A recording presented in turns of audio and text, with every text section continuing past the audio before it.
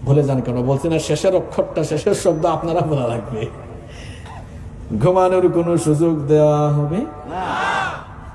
আজকে কয়টি গুণ নিয়ে আলোচনা? আরো জুড়ে চলেন শুরু করে দিই। মুমিনদের 1 নম্বর সিফাত হবে, আল্লাহ তাআলা বলছেন কদ আফলাহাল মুমিনুনাল্লাযীনা হুম ফি সালাতিহিম খাশিউন। Successful indeed are the believers, those who humble themselves in their prayer. সফলকাম হয়েছে সেই সকল মুমিনরা নামাজে বিনয় খুশু অবলম্বন করে যারা। সফলকাম তারা নামাজে খুশু অবলম্বন করে যারা। প্রশ্ন হচ্ছে হোয়াট ইজ খুশু? খুশু এটা আবার কি? এটা বাংলা না আরবি? কি মনে হয় আপনাদের? শব্দটা কি আরবি না বাংলা? অনেকে বাংলা কয়। বাংলা এটা? আপনাদের অবস্থা দেখি ওই লোকের মতো। এক লোক সৌদি আরবে গিয়ে আজান শুনে বলতেছে এমন এক দেশে আসলাম, এই দেশের সব কিছু আরবিতে, খালি আজানটাই বাংলায় হয়। ওই যে আজান বাংলাদেশে শুনতে শুনতে এটা বাংলা হয়ে গেছে। তো খুশু এটা কি আরবি না Bangla? It's an Arabic word. এটার বাংলা অর্থ হচ্ছে, অনেকগুলো অর্থ আছে। দমিত বা বশীভূত হওয়া, অবনত হওয়া, ঝুঁকে পড়া, বিনয়ী হওয়া, নম্র হওয়া, কারো সামনে নিজের ভীতি প্রকাশ করা, এটাকে আরবিতে বলা হয় খুশু। এই খুশু এটি দুটি অবস্থার সাথে সম্পর্কিত। একটি দিল অন্তরের খুশু, আরেকটি হচ্ছে আপনার বাহ্যিক খুশু। দিলের খুশুটাই আসল। কারো অন্তরে যদি ভয় থাকে সেটা বাহ্যিকভাবে এমনি প্রকাশ পায়। গার্মেন্টসে 7টার আগে না গেলে বস ধরবে, ভয়টা কি আগে শরীরে হয় না অন্তরে হয়? অন্তরে যখন ভয়টা আসে তখন দেখা যায় শরীর ছুটে, হাত পা এমনি ছোটে। তাহলে ভয়টা আগে ঢোকা লাগে কোথায়? বলেন না কেন, কোথায় কোথায়? অন্তরে যখন ভয় ঢুকছে, বাপরে 7টায় না গেলে চাকরি ছুটতে পারে, তখন হাত পা এমনি চলে। তো নামাজের মধ্যে খুশুটা পয়দা হবে তখন যখন দিলের মধ্যে আল্লাহর ভয় ঢুকবে। তখন অটোমেটিক আপনার হাত পা চেহারা সুরত সব দিকে এমনিতেই বিনয় আর নম্রতার বহিঃপ্রকাশ ঘটবে। সুবহানাল্লাহ। এখন মুমিনের 1 নাম্বার গুণ হবে সে নামাজে খুশু অবলম্বন করবে। আমাদের নামাজে এখন খুশু আছে না নাই? নিজেরাই আমরা স্বীকার করে ফেলছি নাই। এটা হচ্ছে কিয়ামতের একটি আলামত। নবীজি বলেছেন আখিরি জামানায় মসজিদ থাকবে, মসজিদে চাকচিক্য থাকবে, মসজিদে মুসল্লিও থাকবে, কিন্তু মুসল্লির নামাজের ভেতরে খুশু থাকবে না। তাবরানীর বর্ণনায় বিশুদ্ধ সনদে বর্ণিত হয়েছে, আবু দারদা রাদিয়াল্লাহু আনহু এই হাদিস বর্ণনা করেছেন। তিনি বলেছেন আউয়ালু শাইইন ইউরফাউ মিন হাদিহিল উম্মতি আল খুশুউ ফিস সালাহ হাত্তা লা তারা ফিহা খাশিআ। আবু দারদা রাদিয়াল্লাহু আনহু তাবরানীর বর্ণনায় বিশুদ্ধ সনদে বর্ণনা করেছেন। তিনি বলেছেন আমার উম্মতের মধ্য থেকে কিয়ামতের আগে, নামাজ ওঠানোর আগে সর্বপ্রথম নামাজের খুশু উঠিয়ে নেওয়া হবে। অর্থাৎ মুসল্লি থাকবে, নামাজ থাকবে, নামাজে কোনো খুশু থাকবে না। নবীজি খুব সুন্দর করে বললেন হাত্তা লা তারা ফিহা খাশিআ। কিয়ামতের আগে অবস্থা এমন হয়ে যাবে, মসজিদে ঢুকে বহু মুসল্লি পাওয়া যাবে, কিন্তু মুসল্লির নামাজের ভেতরে খুশু পাওয়া যাবে না। হুটহাট নামাজ আছে না নাই? কিছু মানুষের নামাজ দেখলে মনে হয় নামাজ পড়ে না, ফিজিক্যাল এক্সারসাইজ করে। আমি একবার মসজিদে ঢুকে দেখলাম এক লোক, বুঝতেছেন তো, মানে রুকু সাজদা এরকম হুটহাট চলতেছে। এই হাদিসটার কথা মনে হলো, আহারে মনে হয় কিয়ামতের কাছাকাছি আছি। নবীজি বলেছেন মসজিদে ঢুকে মুসল্লি দেখবা, মুসল্লির নামাজে খুশু দেখবা না। আবার কিছু লোক নামাজে ঢুকে এদিক ওদিক তাকায় আছে না নাই? আমি সিলেটে একবার এক মসজিদে ঢুকলাম। আমার বাড়ি সিলেটে, জানেন তো? জানেননি আপনারা? আচ্ছা, যাই হোক, জানলে বালা। আমি একবার এক মসজিদে ঢুকলাম, ঢোকার পরে অজু করেছি তো, টিস্যু দিয়ে মুখ টুক মুছে যখন এক মুসল্লির পাশে দাঁড়াতে যাব, মুসল্লি নামাজ আদায় করছে, আমার দিকে এমনি তাকায়। বাস্তব ঘটনা কিন্তু এটা, এমনি তাকাই দিছে। আমি বললাম কি রে, ভাবলাম এই লোক নামাজে দাঁড়ায় তাকায় কেন এমনি। আমি বুঝছি এই নামাজে কনসেন্ট্রেশন। মাথাটা এমনি ধরে বললাম বয়স্ক মানুষ তো, বললাম চাচা এইদিকে তাকান, আমার দিকে না, ওইদিকে তাকান। এরকম মানুষ আছে না নাই? আবার কিছু পাবলিক আছে রুকু আর সাজদায় গিয়া পেছন দিকে দেখে কয় কাতার হইছে, আছে না নাই? এটা কি নামাজের খুশু না খুশুয়ের বিপরীত? আবার কেউ কেউ আছে নামাজে তাকবীর বাঁধার পর, নামাজ শুরু করার পর একটু পর পর কাপড় টানে, কলার ঠিক করে, আছে না নাই? এগুলো নামাজের খুশু না খুশুয়ের বিপরীত? আবার কিছু লোক তো আছে হুজুর একটু লম্বা কেরাত দৌড়লে সিগন্যাল মারে, অবশ্য কর্ণফুলীতে এগুলো নাই, আছে মানে এটা সব জায়গায় আছে। হুজুরের সিগন্যাল মারে, বিশেষ করে নামাজের শেষ বৈঠকে তাশাহুদে এটা বেশি হয়, তার সব শেষ হয়ে যায়, এটা শুরু হয়।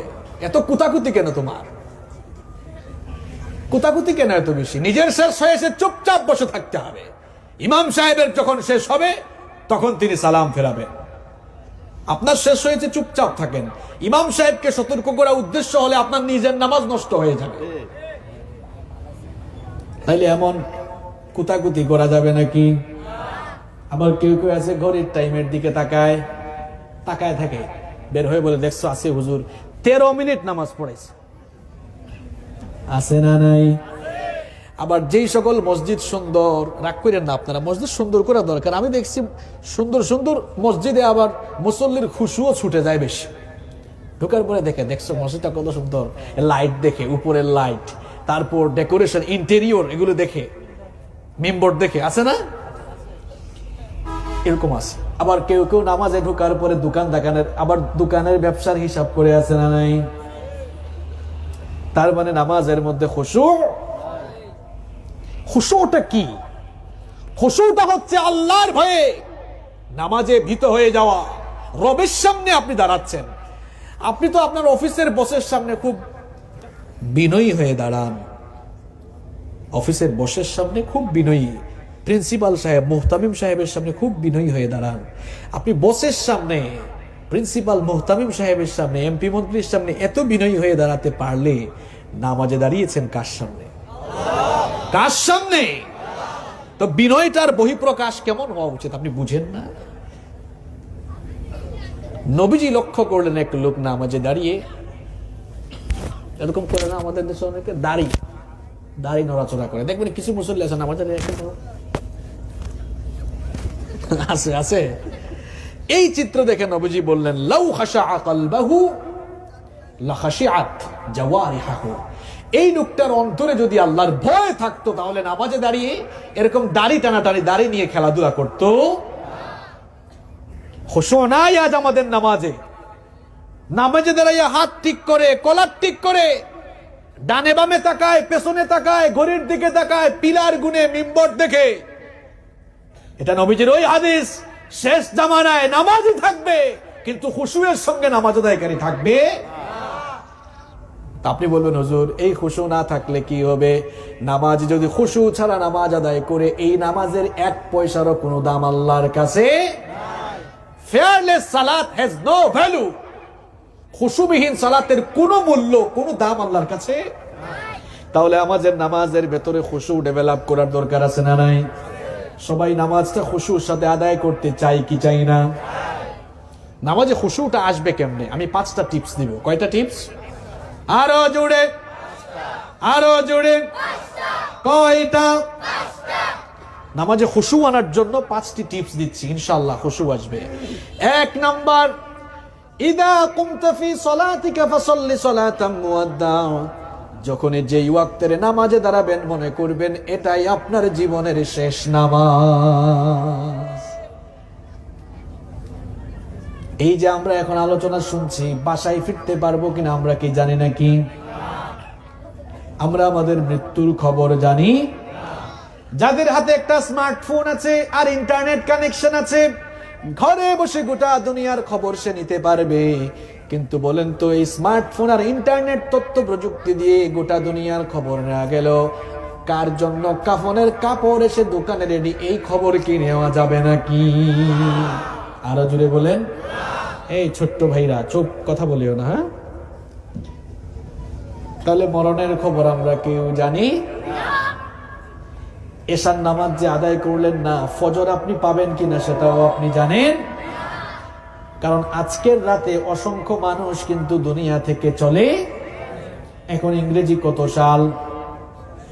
2021 সাল। 100 বছর পেছনে যান। 1921 সালে দুনিয়ায় আমার আপনার মতো বহু মানুষ ছিল। এই 100 বছরের ব্যবধানে সবাই কিন্তু দুনিয়া থেকে চলে। কিয়ামত যদি না হয় 2121 সাল আসবে। চক্ষু বন্ধ করে চিন্তা করে দেখেন 2121 সালে আমরা কেউ থাকবো। আগামীকাল ফজর আমি পাবো কিনা জানি না। নামাজে খুশুটা আসবে কেমনে? যখন আপনি নামাজে দাঁড়াবেন মনে করবেন আর জীবনে আল্লাহর সামনে দাঁড়ানোর সুযোগ নাই, আর সাজদা দিতে পারবো না, এটাই শেষ নামাজ। এই ফিলিংস, এই টেন্ডেন্সি নিয়ে নামাজে দাঁড়াবেন, মনোযোগ আর অন্যদিকে যাবে। কেমনে নামাজের বাইরে আপনার মনোযোগ, কনসেন্ট্রেশন চলে যায়? কি ভয়ঙ্কর কথা নবীজি বললেন কোন নামাজি যখন নামাজে দাঁড়ায়, নামাজে দাঁড়ানোর পরে তার মনোযোগ, তার কনসেন্ট্রেশন যতক্ষণ পর্যন্ত নামাজের ভেতরে থাকে, আল্লাহ তাআলা ততক্ষণ ওই বান্দার দিকে রহমতের নজরে তাকাতে থাকেন। আর যখনই বান্দা তার মনোযোগ নামাজ থেকে ফিরিয়ে অন্যদিকে নিয়ে নেয়, তখন আল্লাহ তাআলা ওই বান্দার কাছ থেকে তার রহমতের দৃষ্টি ফিরায় আনেন। আপনার মনোযোগ যখন নামাজের বাইরে যায়, তখন আপনার প্রতি আল্লাহর রহমতের নজর থাকে। আমরা আল্লাহর রহমত চাই কি চাই না? তাহলে নামাজের মধ্যে খুশু থাকার দরকার আছে না নাই? নামাজে খুশু আনার জন্য কয়টা টিপস আজকে দিব? আরো জোরে বলে। 1 নাম্বার, যখনই আপনি নামাজের জন্য দাঁড়াবেন মনে করবেন ইটস ইউর ফাইনাল সালাত, এটা আপনার জীবনের শেষ নামাজ, আর নামাজ আদায়ের সুযোগ। বলেন তো এই ফিলিংস যদি অন্তরে থাকে, তাহলে বলেন তো নামাজের তেলাওয়াতে আবেগ বাড়বে না কমবে? তাসবিহ তাহলিল সুন্দর হবে না অসুন্দর হবে? রুকু সাজদার তারতিবটা ভালো হবে না খারাপ হবে? এই ফিলিংস কি রাখা যাবে নাকি? নাম্বার 2 নাম্বার, নামাজটাকে বুঝার চেষ্টা করতে হবে। আমাদের অসংখ্য ভাইয়েরা আছেন নামাজটা বুঝতে পারেন না, নামাজের মধ্যে কি পড়েন তিনি নিজেও বুঝতে পারেন না। যদি বুঝতে পারতেন তাহলে নামাজের প্রতি তার আবেগ আরো বাড়তো। নামাজ হচ্ছে এমন একটি ইবাদত, যে ইবাদতের মধ্যে আল্লাহ সরাসরি বান্দার সঙ্গে কথা বলে। আরো আসতে বলেন সুবহানাল্লাহ। সালাত is a conversation between almighty Allah and the slave. নামাজ হচ্ছে আল্লাহ আর বান্দার মধ্যে কথা বলার একটি প্ল্যাটফর্ম, কথা বলার জায়গা। সুবহানাল্লাহ। হাদিসে কুদসির মধ্যে আল্লাহ তাআলা বলেছেন, কাসসামতুস সালাতু বাইনি ওয়া বাইনা আবদি নিসফাইন। নামাজকে আমি আমার মধ্যে আর আমার বান্দার মধ্যে 2 ভাগ করে নিয়েছি। ফানিসফুহালি ওয়া নিসফুহালি আবদি। নামাজের অর্ধেক হলো আমার জন্য আর অর্ধেক হলো বান্দার জন্য। আপনি নামাজে দাঁড়ানোর পরে নামাজ যখন শুরু করেন, আপনার সঙ্গে কথা বলেন কে? আপনি বুঝতে পারেন না। যদি বুঝতে পারতেন মনোযোগ অন্যদিকে যেত না। নামাজে দাঁড়ানোর পরে কোন সূরাটা দিয়ে আমরা নামাজ শুরু করি? সবাই বলেন আরো জোরে। সূরাতুল ফাতিহা। এটা আমাদের সবার মুখস্থ আছে না নাই? এই সূরা ছাড়া কি নামাজ হয় নাকি? এই সূরাটা আপনি তেলাওয়াত করেন, কিন্তু আপনি জানেন না এই সূরার প্রত্যেকটি আয়াত আপনি শেষ করেন, শেষ করার সঙ্গে সঙ্গে জবাব দেন কি? আপনি যখন নামাজে দাঁড়িয়ে বলেন আলহামদুলিল্লাহি রাব্বিল আলামিন, যখন আপনি আয়াতটা শেষ করলেন সঙ্গে সঙ্গে আল্লাহ জবাব দেন হামিদানি আব্দি, আমার এই গোলাম নামাজে দাঁড়িয়ে আমার প্রশংসা করলো। কারণ আমরা আলহামদুলিল্লাহি রাব্বিল আলামিন বলে গুণগান প্রশংসা করি কার? এই জন্য আল্লাহ জবাব দেন, বান্দারে তুমি যে নামাজে দাঁড়িয়ে আমার প্রশংসা করেছো, তুমি মনে করে না তোমার রব শুনেন নাই? আমি তোমার রব তোমাকে জবাব দিচ্ছি হামিদানি আব্দি, তুমি আমার প্রশংসা করেছো। 2 নম্বর আয়াত যখন আমরা পড়ি আর রহমানুর রহিম, ওগো আল্লাহ আপনি হচ্ছেন রহমান, আপনি হচ্ছেন রহিম। আল্লাহ তাআলা জবাব দেন আসনা আলাইয়া আব্দি, আমার এই গোলাম এবার আমার গুণকীর্তন বর্ণনা করছে। 3 নম্বর আয়াত যখন আপনি পড়েন, মালিক ইয়াউমিদ্দিন, বিচার দিবসের মালিক কে? আল্লাহ তাআলা জবাব দেন, মাজ্জাদানি আব্দি, আমার এই গোলাম এবার নামাজে দাঁড়িয়ে আমার সুমহান শ্রেষ্ঠত্ব বর্ণনা করলো। এভাবে সালাম ফেরানোর আগ পর্যন্ত কথা বলেন কি? আমাদের সাথে আমাদের প্রত্যেকটা কথার জবাব দেন কি? আপনি বুঝেন নাই বলে কাশি মারেন। যদি বুঝতেন আপনি নামাজটা কি, তাহলে কাশি আসতো না। কেন নামাজ বুঝেন না আপনি? 30-40 বছর বয়স হয়ে গেল। প্রত্যেক দিনের 24 ঘন্টা কার দান? আরো জুড়ে, নাকি আমাদের আব্বা আম্মার দান, নাকি নেতা খেতার দান? জীবনের প্রত্যেকটি মুহূর্ত কার দান? তো আল্লাহর দেওয়া সময় তো আল্লাহর জন্যই কাজে লাগানোর কথা। কি করছেন আপনি যে নামাজটা বুঝার জন্য আপনি একটু চেষ্টা করছেন না? নামাজ বুঝলে নামাজের প্রতি মনোযোগ বাড়তো না কমতো? তাহলে নামাজের খুশু বাড়ানোর জন্য 2 নাম্বার যে কাজটা করব, নামাজটা আমরা বুঝার চেষ্টা। 3 নাম্বার, যখন আপনি নামাজে দাঁড়াবেন মনে করবেন আল্লাহ আর আমার মধ্যে এখন আর কোনো পর্দা নাই। কারণ নবীজি তো এমনিই বলেছেন, যখন বান্দা সাজদা দেয় তখন আল্লাহ আর বান্দার মাঝখানে কোনো পর্দা থাকে না।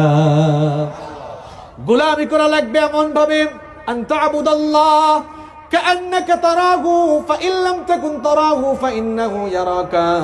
আল্লাহর গোলামি এমন ভাবে করা দরকার যেন আপনি আল্লাহকে দেখছেন, আল্লাহও আপনাকে দেখছেন। আপনি যদি আল্লাহকে দেখতে নাও পান, আপনার মনে রাখা দরকার আল্লাহ তাআলা সার্বক্ষণিক আপনাকে দেখতে পাচ্ছেন। এই ভয় যদি অন্তরে থাকে, আমি আমার রবের সামনে দাঁড়িয়েছি, তিনি আমাকে দেখছেন আমি নামাজে কি করছি। আমি নামাজে কি করছি? শার্ট হাত টানাটানি করি না, কলার টানাটানি করি, ডানে তাকাই না বামে তাকাই, কেউ না দেখলেও দেখছেন কি? এই ভয় যদি থাকে, নামাজে মনোযোগ অন্যদিকে যাবে নাকি? কয়টা বললাম? আরো জোরে, আরো জোরে। 4 নাম্বার হলো রুকু এবং সাজদা ধীরস্থির ভাবে দিবেন। খবরদার তাড়াহুড়া করবেন না। আমার দেশে কিছু নামাজি আছে, মুরগি যেমন চালের দানা খায় এরকম ঠুকঠাক করে কিছু সাজদা দেয়, আছে না নাই? সাজদায় গিয়ে বলে, পাশে নামাজে দাঁড়াইলেও কিন্তু শোনা যায় এগুলো, দেখবেন কিছু মুসল্লি জোরে জোরে পড়ে, খুব দ্রুত মারে, আছে না নাই? মনে হয় তার পিঠের মধ্যে কেউ গোতায়, এত তাড়াতাড়ি শেষ কর। এত তাড়াহুড়া কেন? মুরগি চিনেন তো আপনারা? আল্লাহর সামনে ব্যস্ততা। চিন্তা করছেন, গুলাম মালিকের সামনে ব্যস্ততা দেখায়, গুলাম মালিককে ব্যস্ততা দেখাচ্ছেন। আউযু বিল্লাহি মিন যালিক ওয়াল ইয়াযু বিল্লাহ।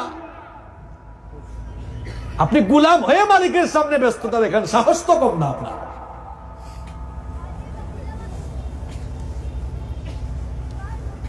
আপনি যে চক্ষু এদিকে ওইদিকে নেন, আল্লাহ যে আপনার দৃষ্টিশক্তি কেড়ে নেন না, এটাই তো আল্লাহর রহমত। আল্লাহ কি চাইলে পারেন না? আপনি সাজদার দিকে না তাকিয়ে আপনি এদিক ওদিক তাকান, আল্লাহ কি চাইলে মুহূর্তে আপনার দৃষ্টিশক্তি কেড়ে নিতে পারতেন না? করছেনটা কি? আপনি গুলাম হয়ে মালিকের সামনে ব্যস্ততা দেখান। কিছু মানুষ দেখবেন রুকুতে গেলে অন্তত 3 তাসবিহ পরিমাণ সময় তো লাগবে। আল্লাহু আকবার, দ্রুত তার রুকু সাজদা এরকম ঠুকুর ঠাকুর, দেখলে মনে হয় নামাজি না, এটা ফিজিক্যাল এক্সারসাইজ চলছে। অবশ্য এরকম নামাজি আমাদের এলাকায় নাই। আপনারাই বলছেন আছে, আমার কোনো দোষ। তাহলে নামাজে খুশু বৃদ্ধির জন্য, খুশু ডেভেলপের জন্য রুকু আর সাজদা ধীরস্থির ভাবে দেওয়ার দরকার আছে না নাই? নবীজি বলেছেন, আসওয়াউন নাসি সারিকা আল্লাযী ইয়াসরিকু মিন সালাতিহি। সবচাইতে নিকৃষ্ট চোর হচ্ছে যে নামাজের মধ্যে চুরি করে। সবচাইতে নিকৃষ্ট চোর হচ্ছে সে যে নামাজ চুরি করে।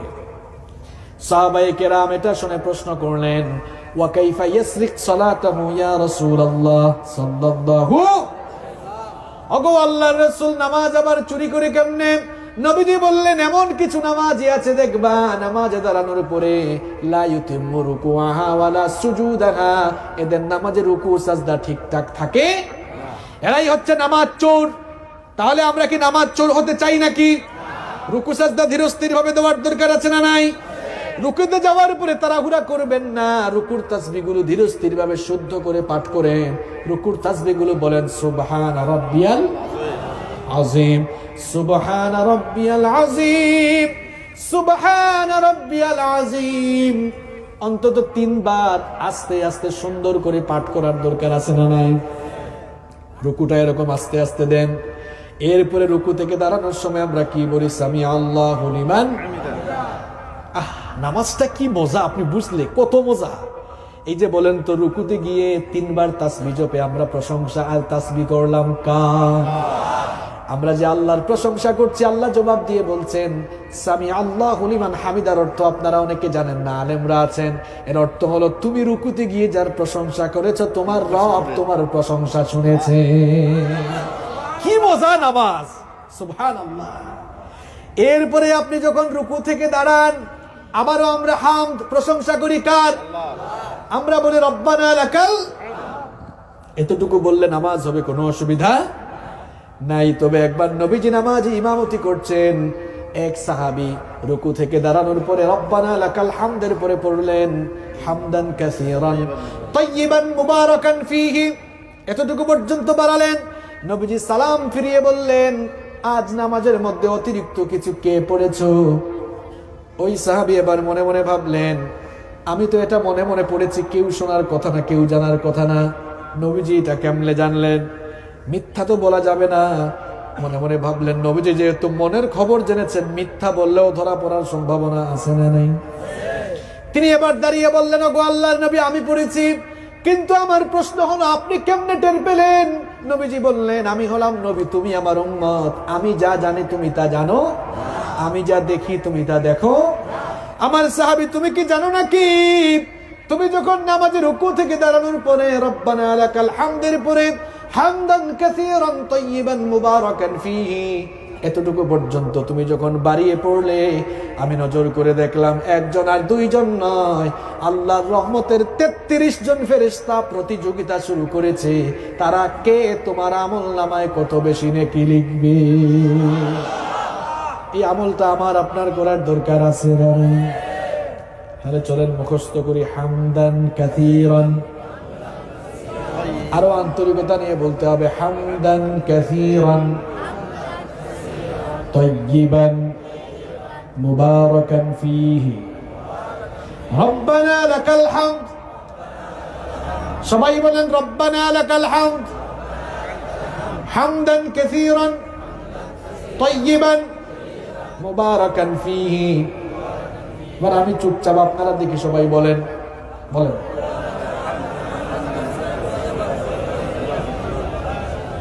মাশাআল্লাহ, অনেকের মুখস্থ হয়ে গেছে, আলহামদুলিল্লাহ। তাহলে রুকুটা আমরা আস্তে আস্তে দিব না, তাড়াহুড়া করব। এরপরে সাজদায় গিয়েও তাড়াহুড়া করা যাবে। সুবহান রাব্বিয়াল আ'লা, সুবহান রাব্বিয়াল আ'লা, সুবহান রাব্বিয়াল আ'লা। আস্তে আস্তে ধীরে ধীরে রুকুর তাসবিহগুলো পাঠ করেন। এই যে আমরা নামাজে রুকু সাজদা দেই, রুকু সাজদার কিন্তু আলাদা একটি বিশেষ ফজিলত আছে না নাই? একদিন কিছু সাহাবী নবীজিকে জিজ্ঞেস করলেন, গো আল্লাহর নবী, কিয়ামতের দিন যখন সকল নবীর উম্মত হাসরের মাঠে একত্রিত হবে, এত মানুষের ভিড়ে আপনি আপনার উম্মতগুলোকে কেমনে চিনে নেবেন? নবীজি তখন জিজ্ঞেস করলেন, বলে তো দেখি অনেকগুলো ঘোড়ার ভেতরে যদি একটা ঘোড়া সাদা কপালওয়ালা থাকে, তাহলে সেটা খুঁজে পাওয়া সহজ না কঠিন? সহজ না কঠিন? অনেকে মনে হয় বুঝে নাই। নবীজি জিজ্ঞেস করলেন, একটা ঘোড়ার পালের মধ্যে যদি একটা ঘোড়া সাদা কপালওয়ালা হয়, তাহলে সেটা হারিয়ে গেলে খুঁজে পাওয়া সহজ না কঠিন? নবীজি বললেন, কিয়ামতের দিন সকল নবীর উম্মত হাসরের মাঠে উপস্থিত হলেও আমার উম্মতকেও চিনে নেওয়া আমার জন্য সহজ হবে। কারণ নামাজ আদায়ের জন্য যারা ওযু করে আল্লাহর সামনে নামাজে দাঁড়িয়ে রুকু সাজদা করত, নামাজের জন্য তারা যে তাদের শরীরের অঙ্গ প্রত্যঙ্গ ধৌত করত, এই অঙ্গ প্রত্যঙ্গগুলো আর নামাজে যে কপাল আর নাক দিয়ে সাজদা দিত, এই অঙ্গ প্রত্যঙ্গগুলোতে কিয়ামতের দিন নূরের ঝলকানি দেওয়া শুরু করবে। সুবহানাল্লাহ। তো বললেন, বেনামাজিদের অঙ্গ প্রত্যঙ্গে কি নূর থাকবে নাকি? তার মানে নবীজি হচ্ছে না আর কোন সুযোগ? এখন নূর থাকবে যদি আমরা কি আদায় করি, আরো জোরে বলেন। তাহলে নামাজ আমরা আজকে থেকে ছাড়বো না, ধরবো। নামাজটা আদায় করলে হবে না, কিসের সঙ্গে আদায় করতে হবে? খুশু আনয়নের জন্য কয়টা টিপসের কথা বলছিলাম, বলছি কয়টা? আরো জোরে, আরো জোরে। 5 নাম্বার হলো সালফে সালেহিনের নামাজ থেকে নামাজের শিক্ষা নিতে হবে। তাদের নামাজে কেমন খুশু ছিল শুনেন। নবীজির চাচাতো ভাই, প্রিয় সাহাবী শেরে খুদা আলী রাদিয়াল্লাহু আনহু, কি চমৎকার নামাজ! আরে আমাদের নামাজ কোথায় আর তাদের নামাজটা কোথায়? যুদ্ধের ময়দানে তীরবিদ্ধ হয়েছেন, পায়ের মধ্যে তীর ঢুকেছে। কিছু সাহাবীরা সেই বিষাক্ত তীর বের করার চেষ্টা করলেন। যখনই হাত দেন, সাইয়েদনা আলী রাদিয়াল্লাহু আনহু চিৎকার করে উঠেন। এই দৃশ্য যখন নবীজি দেখলেন, নবীজি বললেন, সাহাবীরা শোনো, আলীর পা থেকে এভাবে তীর বের করতে পারবা না। আমার আলী যখন নামাজে দাঁড়াবে তখন তীরটা তোমরা খুলে ফেলিও, তখন আলী কিন্তু টের পাবে না। ঠিকই দেখা গেল আলী রাদিয়াল্লাহু আনহু যখন নামাজে দাঁড়ালেন, এবার যেই তীর বের করার জন্য আগে হাত দিলেই তিনি চিৎকার করেছেন, ওই তীর টানাটানি করে সাহাবীরা বের করলেন। কিন্তু আলী রাদিয়াল্লাহু আনহুর নামাজে এত বেশি মনোযোগ ছিল, একবারও উহ শব্দ পর্যন্ত করেন না। আর আমার আপনার নামাজে মশাই কামড়াইলো বলে তোর মশা আছে না নাই, আর ওনার পায়ে তীর ঢুকেছে, বের করেছে, খবরও হয়। আপনার মশার কামড় খবর হয়, আর সাহাবীর পা থেকে তীর খুলে ফেলেছে, খবর হয় না। কোথায় ওনাদের নামাজ আর কোথায় আপনার নামাজ? খালি যে হানাফি করেন, আপনার মাযহাবের ইমাম আবু হানিফা রাহিমাহুল্লাহ এর নামাজের ব্যাপারে কি আপনার খবর আছে নাকি? তাহাজ্জুদের নামাজে দাঁড়ালেন, প্রতিবেশীর ঘরে আগুন লাগলো। আপনার ঘরের আশেপাশে যদি আগুন লাগে, আপনি কি গিয়ে আগুন ধরাবেন নাকি আগুন নেভানোর কাজ করবেন? কথা কন। তার পাশের বাড়ির ঘরে আগুন লাগলো, লোকজন চতুর্দিক থেকে এসে আগুন নেভাবার জন্য পানি ঢালতেছে, যে যার মতো চেষ্টা করছে। আবু হানিফা রাহিমাহুল্লাহ তিনি তার ঘরের মধ্যে আছেন, ঘর থেকে বেরোচ্ছেন না। লোকজন অবাক হয়ে গেল, কি ব্যাপার? এত হই হুল্লোড় করে মানুষ চতুর্দিক থেকে আসলো, আগুন নেভাবার জন্য সবাই কাজ করলো। আবু হানিফার পাশের ঘরে এই ঘটনা ঘটলো। আবু হানিফা কোথায়? দরজা বন্ধ করে ঘুমায় নাকি? কিছুক্ষণ পর আবু হানিফা তিনি যখন দরজা খুলে বের হলেন, লোকজন জিজ্ঞেস করলো, কি ব্যাপার আবু হানিফা, এখানে কি হচ্ছে, তুমি কি টের পাও নাই নাকি? তিনি বললেন না। লোকজন বলল, সত্যি করে বলো। তিনি বললেন না। তৃতীয়বার বলল, সত্যি কি টের পাও নাই নাকি? আবু হানিফা বললেন, আল্লাহর কসম আমি কিছু টের পাই নাই। লোকজন বলল, তোমার পাশের বাড়িতে আগুন লাগলো, সবাই মিলে আমরা এসে আগুন নেভাবার কাজে ব্যস্ত ছিলাম, আর তুমি পাশের বাড়ি পাশের ঘর হওয়া সত্ত্বেও এগিয়ে আসলে না। প্রতিবেশী হিসেবে এ কেমন স্বার্থপরতা? আবু হানিফা রাহমাতুল্লাহি আলাইহি তখন বললেন, আল্লাহর কসম করে বলছি আমি সত্যি টের পাই নাই, কারণ এই লোকটার ঘরে আগুন লাগার বহু আগেই আমি তাহাজ্জুদের জায়নামাজে দাঁড়িয়ে গিয়েছিলাম, আর নামাজে কনসেন্ট্রেশন, নামাজে এত বেশি মনোযোগ ছিল, আল্লাহর সঙ্গে আমি এমন ভাবে ভাব বিনিময় করছিলাম, তেলাওয়াত করছিলাম। তোমরা সবাই মিলে যখন আমার প্রতিবেশীর ঘরের আগুন নেভাবার কাজে ব্যস্ত ছিলে, আমি তখন নামাজে দাঁড়িয়ে আল্লাহর সঙ্গে ভাব বিনিময় করে চোখের পানি ছেড়ে দিয়ে আমার জন্য জাহান্নামের আগুন নেভাবার কাজে ব্যস্ত ছিলাম। খালি তো হানাফি করেন, কোথায় আবু হানিফার নামাজ আর কোথায় আপনার নামাজ? সালফে সালেহিনদের নামাজ কেমন ছিল শিখতে হবে। এইটার ব্যাপারে বলতে গেলে 1 ঘন্টা লাগবে, আর বাড়ানো যাবে না। তাহলে কয়টা বললাম? আরো জোরে মনে আছে নাকি? 1 নাম্বার কি বলেছিলাম? যখন নামাজে দাঁড়াবেন ওই নামাজটাকে নিজের জীবনের শেষ নামাজ মনে করতে হবে। 2 নাম্বার, নামাজের ভেতরে কি পড়েন বুঝে বুঝে পড়ার দরকার আছে না নাই? 3 নাম্বার, নামাজে এদিক সেদিক তাকাবেন না, কাপড় চোপড় টানাটানি করবেন না, দাড়ি চুল ফ্যাশন করবেন না, কারণ সব দেখছেন কে? 4 নাম্বার বলেছি, রুকু এবং সাজদা ধীরস্থির ভাবে না, তাড়াহুড়া করে দিব। 5 নাম্বার বলেছি, 5 নাম্বার কি বললাম? সালফে সালেহিনদের নামাজ থেকে অনুসরণ করা লাগবে। তাহলে নামাজ আমরা আদায় করব কিসের সঙ্গে? পাবলিক আছে না গেছে? কিসের সঙ্গে? খুশুর সঙ্গে নামাজ আদায় করবে যারা সফল হবে, জান্নাতি তারা। এজন্য আল্লাহ বললেন কদ আফলাহাল মুমিনুনাল্লাযীনা হুম ফি সালাতিহিম খাশিউন। সফল কাম তারা, নামাজে বিনয়ী যারা। সুবহানাল্লাহ। এরপরে মুমিনদের 2 নাম্বার কোয়ালিটি। কষ্ট হচ্ছে আপনাদের? আমরা কিন্তু 12টার আগে শেষ করব ইনশাআল্লাহ। না ফজরের নামাজ আদায় করার দরকার আছে না নাই? তো আবেগ দেখালে হবে?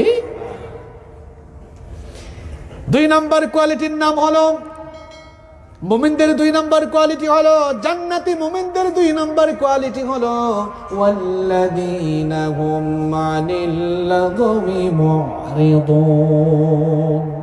Successful indeed are the believers, those who avoid vain talk. সফল কাম তারা, অনর্থক বেহুদা কথাবার্তা এবং কাজকর্ম থেকে বিরত থাকে যারা। এখন আমরা মনে হয় অনর্থক কথা, বেহুদা কথা বলি না, বলেন মানে? এখন তো বেহুদা কাজ করার জন্য একটা জিনিস আছে, একটা বুক আছে। বুকটার নাম কি? আরো জোরে, আরো জোরে সবাই বলেন। বেহুদা পোলাপাইন সারাদিন থাকে, কয়টা লাইক মারলো হিসাব করে, লাভ রিয়েক্ট কয়টা, লাভ কয়টা, আরেকটা কি বার হয়েছে না, ওইটার নাম কি? কি রে, কেউ তো কি বলে না, আরেকটা বার হয়েছে না কি? এই দে কেয়ার, কেয়ার রিয়েক্ট। তার মানে কমন পড়ছে, মাঝে মাঝে চেক করে। ফলোয়ার না, কার ফলোয়ার কত? পৃথিবীর একজন মহামানব আছেন যার কোনো ফেসবুক অ্যাকাউন্ট নাই, যার কোনো টুইটার নাই, ইউটিউব চ্যানেল নাই, কিছুই নাই, কিন্তু তার ফলোয়ারের সংখ্যা আগেও বেশি ছিল, এখনো আছে, কিয়ামত পর্যন্ত তার ফলোয়ার বেশি। তার নাম মুহাম্মদ সাল্লাল্লাহু। কিসের কারণে এত সফল? নামেও সফল, কাজে কর্মে গুণে সব দিক থেকেই তিনি সফল। বেহুদা কাজ কেন ভাই? সারাদিন ফেসবুকে স্ক্রলিং করে, যুবকরা ঘুমায় না, রাত 2টা-3টা হয়ে যায়। চেহারার অবস্থা দেখছেন? সে যুবক মানুষ, তার চেহারার মধ্যে বিচি উঠতে উঠতে অবস্থা খারাপ, গাল ভেঙে গেছে এমনি। কি ব্যাপার, তুমি যুবক মানুষ, তোমার চেহারার এমন দশা কেন? কারণ তুমি রাত 2টা-3টা পর্যন্ত ঘুমাও না। ফেসবুকে স্ক্রলিং করতে করতে মোবাইল ফোন তার চেহারার উপরেও পড়ে, আছে না নাই? ফেসবুকে থাকেন, অসুবিধা নাই, কিন্তু ইসলামের কল্যাণে, দ্বীনের কল্যাণে ফেসবুককে আমরা ব্যবহার করব ইনশাআল্লাহ। এখানে মনে হয় অনেকে আপনারা আছেন আমার ইউটিউব চ্যানেল এবং ফেসবুক পেজ ফলো করেন, আছেন না? বলেন আমাদের পেজ থেকে কি অহেতুক কিছু আমরা দেই নাকি?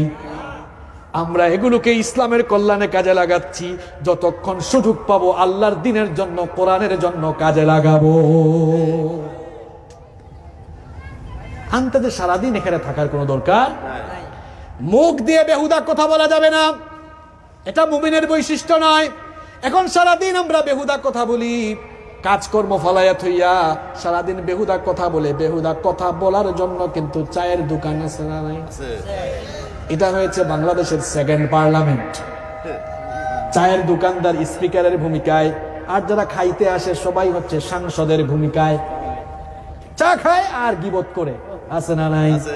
আবার এখন গিবতের সবচেয়ে বড় প্ল্যাটফর্মের নাম হচ্ছে কি বুক, কি বুক, কি বুক, ফেসবুক। এখানে গিবত চর্চা কম হয় না বেশি হয়? যার যা মন চায় তাই লিখে। ভাইরে মরে যাবেন, লেখাগুলো থাকবে কিনা? যা মন চায় তাই লিখে। পেয়েছেনটা কি আপনি? এরকম বেহুদা কাজের জন্য আল্লাহ আপনাকে সৃষ্টি করেছেন। মা খালাকতুল জিন্না ওয়াল ইনসা ইল্লা লিয়াবুদুন। শুধু আল্লাহর ইবাদতের জন্য সৃষ্টি করা হয়েছে। ইবাদত ছাড়া 1 মিনিটও ফালতু ভাবে আপনি সময় নষ্ট করতে পারবেন না। হুজুর কয় ঘন্টা ওয়াজ করে, এটা নিয়ে তোমার এত মাথা ব্যথা কেন? 1 ঘন্টা 2 ঘন্টা ওয়াজ করে, এটা নিয়ে তোমার মাথা ব্যথা কেন? হুজুর যে 8 ঘন্টা 10 ঘন্টা সফর করে আসে, এটা তুমি জানো না? এগুলা নিয়ে মাথা ব্যথা না করে পারলে ফেসবুকের মধ্যে তুমি দিনের কাজ করো। ফালতু সময় নষ্ট করছে।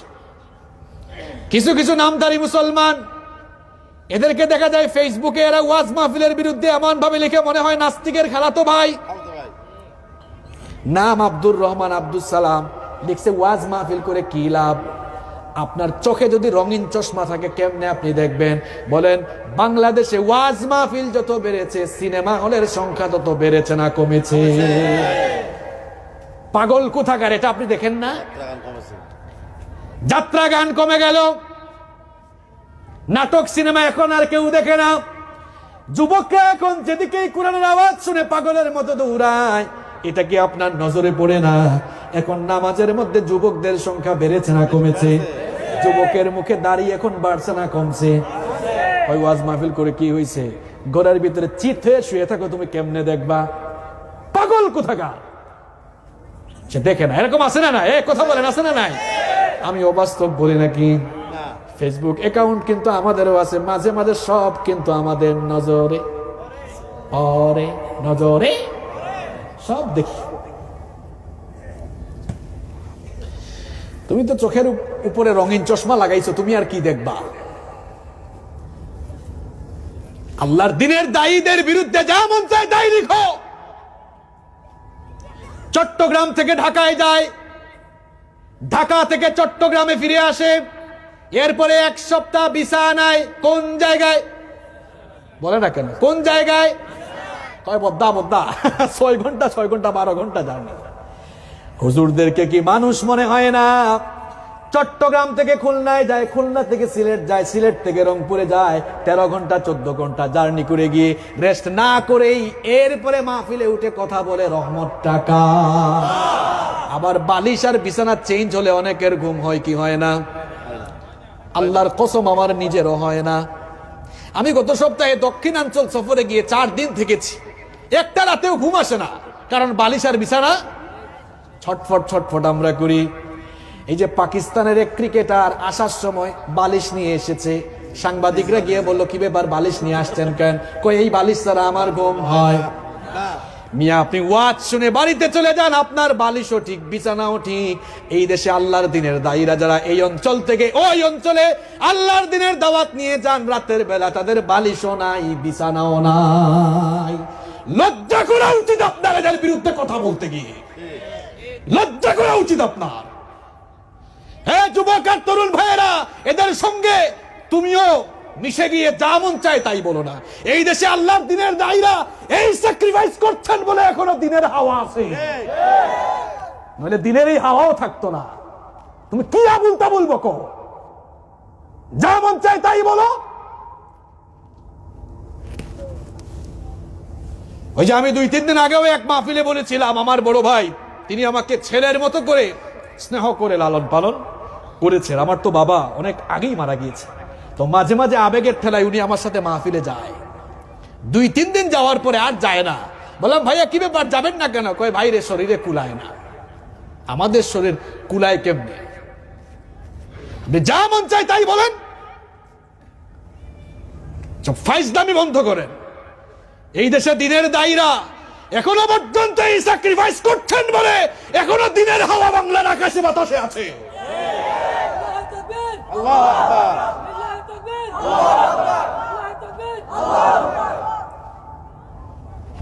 জীবনের রিস্ক নিয়ে আমরা রাস্তায় চলাফেরা করি। আমরা ঘর থেকে যখন বের হই, ঘরে ফিরে যাব কিনা এটা আমরা জানি না, কারণ কত দাঈ ইলাল্লাহ রাস্তায় অ্যাক্সিডেন্ট করে চলে গেছে। আমাদের মাথার তাজ খন্দকার আব্দুল্লাহ জাহাঙ্গীর রাহিমাহুল্লাহ অ্যাক্সিডেন্ট করে চলে গেলেন। আরো কতজনের নাম আমি বলবো, আরো অনেক আছে। এই যে আওলাদুর রাসূল আনোয়ার হোসেন তাহের জাবেদি আল মাদানী, উনার 2টা ছেলে গত বছরের আগের বছর মারা গেল না? কি আপনার যা মন চায় তাই বলেন? এরা জীবনের রিস্ক নিয়ে ঘর থেকে বের হয়। আপনি যা মন চায় তাই বলেন, পারলে এদের জন্য দোয়া করেন। নবীজি বলেছেন, যে ব্যক্তি আল্লাহ আর আখিরাতের উপর ঈমান এনেছে সে যেন হয় ভালো কথা বলে, নইলে যেন চুপ থাকে, চুপ থাকে। হয় আপনিও কাজ করেন, নইলে চুপচাপ থাকেন। কষ্ট পেয়েছেন আপনারা? কেউ বলতেছে না, ভাবলাম আমি বলার দরকার আছে না নাই? মানুষ বলে যেমন কুকুর তেমন মুগুরের দরকার।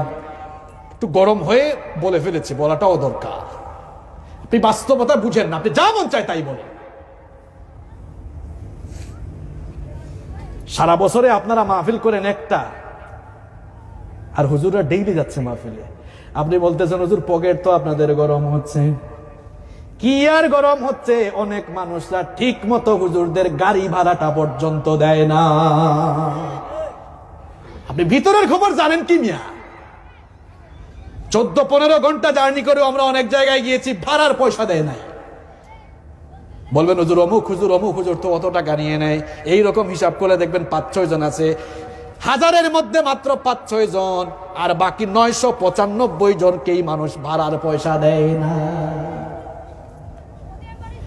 যা মন চায় তাই বলেন। আর হুজুরদেরকে পয়সা দিলেও আপনার লস কোথায়?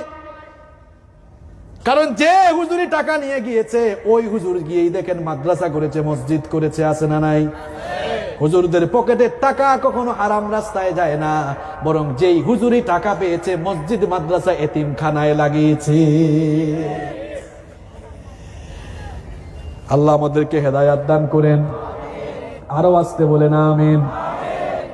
তাহলে আমি বলছিলাম অনর্থক কথাবার্তা থেকে বিরত থাকার দরকার আছে না নাই? কারণ এই দুনিয়াটা হলো আমাদের জন্য এক্সাম হল, পরীক্ষার হল। পরীক্ষার হলে একজন ভালো পরীক্ষার্থী, ভালো ছাত্র ঢোকার পরে পরীক্ষার হলে সময় নষ্ট করে না, প্রত্যেকটা মুহূর্তকে সে কাজে লাগায়। ঠিক তেমনি ভাবে একজন ইমানদার মুমিন ব্যক্তি দুনিয়ায় একটা সেকেন্ডও নষ্ট করবে না, প্রত্যেকটা মুহূর্ত কার ইবাদতে কাটাবে। সে অনর্থক বেহুদা এরপরে অনর্থক অপ্রয়োজনীয় কথাবার্তা কার্যক্রমের দিকে তার মনোযোগ থাকবে না, বরং তার চরিত্র হবে এমন। আল্লাহ তাআলা বলেছেন ওয়াল্লাযীনা লা ইয়াশহাদুনা আয-যুর ওয়া ইযা মাররু বিল-লাগwi মাররু কিরামা। আল্লাহ তাআলা বলছেন মুমিন বান্দা যারা মিথ্যার সাক্ষ্য দেয় না, তারা যখন কোনো অনর্থক, অহেতুক, বেহুদা, অপ্রয়োজনীয় কথাবার্তা কিংবা কার্যক্রম চলমান এমন কোন জায়গা দিয়ে যায়, তখন তারা সম্মানের সাথে ভদ্রভাবে তারা চলে যায়। এই গুণটা কার? মুমিনের। এই গুণটা কার? তাহলে অনর্থক, অপ্রয়োজনীয় কথা বা কাজ আমরা করব। এরপরে মুমিনের 3 নাম্বার কোয়ালিটি হলো ওয়াল্লাযীনা হুম লিয-যাকাতি ফাঈলুন। কষ্ট হচ্ছে আপনাদের? সফল কাম জান্নাতি মুমিন তারা যাকাত আদায়ে কর্মতৎপর থাকে। যাকাত দাতা বলা হয় নাই, বলা হয়েছে যাকাতের পথে কর্মতৎপর থাকে যারা। অর্থাৎ যাকাতের একটা অর্থ হলো যে যাকাত দেওয়ার মাধ্যমে সম্পদের পবিত্রতার পাশাপাশি নিজের নফসেরও আত্মশুদ্ধি অর্জন করা। এখানে মুফাসসিরগণ এই আয়াতে ঠিক এই অর্থটাই করেছেন যে মুমিন যে হবে সে আত্মশুদ্ধির পথে মনোনিবেশ করবে, সে সবসময় পবিত্র, পরিষ্কার পরিচ্ছন্ন জীবন যাপন করবে, সে কখনো নাপাকের দিকে, অন্যায়ের দিকে, গুনাহের দিকে ধাবিত হবে।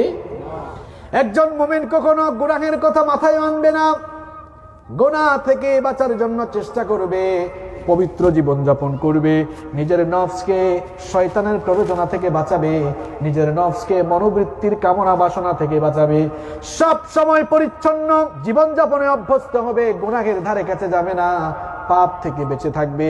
এই রকম পবিত্র জীবন যাপন করবে যারা সফল হবে। এই জন্য আল্লাহ তাআলা বলেছেন কদ আফলাহা মান যাক্কাহা ওয়া কদ খাবা মান দাসসাহা। যে ব্যক্তি নিজেকে পবিত্র করেছে সেই সফল হয়েছে, আর যে ব্যক্তি নিজেকে পবিত্র করে নাই সেই দলিত, মথিত, নিন্দিত। অন্য আয়াতে আল্লাহ বললেন কদ আফলাহা মান তাযাক্কা ওয়া যাকারা ইসমা রাব্বিহি ফাসাল্লা। কথাটা কার? যে ব্যক্তি নিজেকে পরিশুদ্ধ করেছে সেই সফল হয়েছে। এজন্য নিজেকে পরিশুদ্ধ করার দরকার আছে না নাই? গুনাহ থেকে বাঁচানোর দরকার আছে না নাই? এখন গুনাহ করার জন্য উপাদান কম না বেশি? আমার যুবক ভাইরা একটু শুনেন, আমার ছাত্র ভাইরা শুনেন। ভাইরা, আমরা এমন যুগে চলে আসছি, এই যুগে গুনাহ আর গুনাহ, ডানে বামে গুনাহ, সামনে পিছনে গুনাহ। রাস্তা, আপনি ঘর থেকে ওযু করে বের হলে অজুটা এখন রাখাটাও মুশকিল, কারণ দেখবেন ঘর থেকে বের হইলে বিলবোর্ড সাইনবোর্ডে বেগানা নারীর অশ্লীল ছবি আছে না নাই? ইউটিউবে গেলেই শত শত হাজার হাজার লক্ষ লক্ষ অশ্লীল ভিডিও আছে না নাই? ফেসবুকে বা ইউটিউবে ভালো ভিডিও দেখছেন, কিন্তু নিচেই দেখবেন অশ্লীল ভিডিও চলে আসে। শয়তানের ধোঁকা থেকে এই যুগে নিজের ইমানটাকে বাঁচানো বড় কঠিন। এটাই হচ্ছে এই যুগের সবচেয়ে বড় জিহাদ, নিজের ইমানটাকে ঠিক রাখা। শয়তানের কুমন্ত্রণা থেকে ইমানকে বাঁচিয়ে রাখা হলো এই যুগের সবচেয়ে বড় জিহাদ। নিজের নফসকে, নিজের আত্মাটাকে এই সকল জিনিস থেকে পবিত্র রাখতে হবে। যারাই পবিত্র রাখতে পারবে তারা সফল হয়ে যাবে। পারা যাবে তো ইনশাআল্লাহ। এরপরে মুমিনদের 4 নাম্বার কোয়ালিটি হলো ওয়াল্লাযীনা হুম লিফুরুজিহিম হাফিজুন। খুব ভালো করে এবার শুনতে হবে। Successful indeed are the believers, those who guard their modesty. সফলকাম তারা নিজের লজ্জাস্থানের হেফাজত করে। যুবক ভাইরা এবার খুব মনোযোগ দিতে হবে। ঘুম আসতেছে আপনাদের? শেষ তো, আর 15 মিনিট আছে, থাকা যাবে না ইনশাআল্লাহ। খুব মারাত্মক কথা। সফল কাম জান্নাতি মোমেন তারা নিজের লজ্জাস্থানের হেফাজত করে। লজ্জাস্থানের হেফাজতের জন্য প্রথম যে কাজ করতে হবে, নিজের লজ্জাস্থানকে, নিজের লজ্জাশীলতাকে আগে সতর দিয়ে ঢাকতে হবে, অর্থাৎ পর্দা করতে হবে। পুরুষ তার সতর থেকে চলবে, শালীন পোশাক পরবে।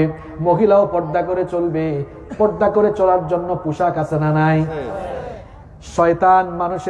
শয়তান মানুষকে পোশাক দিয়ে ঢেকে রাখার চেষ্টা করে না, পোশাক খোলার চেষ্টা করে। এই জন্য আল্লাহ সূরা আরাফের 27 নম্বর আয়াতে বললেন, ইয়া বানি আদম লা ইয়াফতিনান্নাকুমুশ শাইতানু কামা আখরাজা আবাওয়াইকুম মিনাল জান্নাতি ইয়ানজিউ আনহুমা লিবাসাহুমা লিয়ুরিয়াহুমা সাওআতিহিমা ইন্নাহু ইয়ারাকুম হুয়া ওয়া ক্বাবিলুহু من حيث لا ترونهم إنا جعلنا الشياطين أولياء للذين لا يؤمنون। আল্লাহ তাআলা বলছেন, হে আদম সন্তানরা, শয়তান যেন তোমাদেরকে ঠিক তেমন ভাবে ফিতনায় ফেলে না দেয়, যেমনি ভাবে শয়তান তোমাদের বাবা, তোমাদের মা আদম আর হাওয়াকে ফিতনায় ফেলেছিল। শয়তান তোমাদের বাবা আদম আর হাওয়াকে প্ররোচনা দিয়ে উভয়ের শরীর থেকে কাপড় খুলে বিবস্ত্র করে দিয়েছিল, যাতে উভয়কে উভয়ের লজ্জাস্থান দেখিয়ে দিতে পারে। সাবধান, তোমরা তোমাদের বাবা মায়ের মতো শয়তানের প্ররোচনায় পড়ে শয়তান যেন তোমাদেরকে প্রলুব্ধ করে ফিতনায় ফেলে তোমাদের শরীর থেকেও কাপড় খুলে ফেলতে না পারে। নির্দেশটা কার? কিন্তু আজ শয়তান আমাদেরকে ধোঁকা দিতে দিতে এমন অবস্থা করেছে, পুরুষের সতর নাভির নিচ পর্যন্ত এখন কিছু তরুণ আর যুবক ছেলেরা হাফ প্যান্ট পরে, তার হাঁটুর উপরে প্যান্ট পরে পরে বেহায়ার মতো হাঁটে আছে না? আবার কিছু পুরুষ নবীর সুন্নত বাদ দিয়ে তার প্যান্ট, লুঙ্গি আর পায়জামাটাকে একেবারে জুতার নিচে ঝুলাইয়া পড়ে। অবশ্য এই কর্ণফুলিতে নাই। নবীজি বলেছেন, ওই ব্যক্তির সঙ্গে আল্লাহ কথা বলবেন না, ওই ব্যক্তির দিকে আল্লাহ তাকাবেন না, ওই ব্যক্তির সঙ্গে আল্লাহ কথা বলবেন না, তাকে আল্লাহ জাহান্নাম থেকেও নাজাত দিবেন না। কয়টা কথা? 3টা। কয়টা কথা? 1 নাম্বার, আল্লাহ ওই ব্যক্তির দিকে তাকাবেন না। কেমন অসন্তুষ্ট হলে আল্লাহ তাকায় না চিন্তা করেন। আল্লাহ তাআলা বলছেন, ওর দিকে আমি তাকাবো না, কথাও বলবো না, জাহান্নাম থেকেও বাঁচাবো না। নবীজি বললেন, ওগো আল্লাহর নবী, কার ব্যাপারে আপনি কথা বলছেন? নবীজি বলছেন, ওই পুরুষ, যেই পুরুষ তার লুঙ্গি পায়জামা কিংবা প্যান্টকে টাকনুর নিচে ঝুলায়া পড়ে। তাহলে আমাদের লুঙ্গি, প্যান্ট, পায়জামা টাকনুর উপরে উঠানোর দরকার আছে না নাই? কই হুজুর আনস্মার্ট লাগবে, দেখছেন আমাদের জুব্বাগুলো কত লম্বা, টাকনুর উপরে আছে। বলেন, কেউ আমাদেরকে কোনোদিন আনস্মার্ট বলেছে? বরং আমাদেরকে দেখলেই পাশে আসে, আছে না নাই? নবীর সুন্নত যারা মানে তারাই হচ্ছে দুনিয়ার সবচাইতে স্মার্ট। আবার নারীরা পর্দা খুলে বেপর্দা হয়েছে, আছে না নাই? কাপড় শর্ট করতে করতে শরীরের বিভিন্ন জায়গাকে, বিভিন্ন অংশকে ফুটবল আর ক্রিকেট খেলার স্টেডিয়াম বানিয়েছে। আকলমানদেরকে ইশারা দিলে চলে, বুঝছেন তো কি কথা বলছে, পিঠ খোলা রেখে দিয়েছে। আবার অনেকে আছে নিজের বউকেও পর্দা করাতে পারে। আবেগের ঠেলায় অনেক যুবক ভাইয়েরা নিজের বউয়ের ফটো ফেসবুকে আপলোড দেয়, আছে না নাই? এখন বলেন তো, বউ আপনার না জনগণের?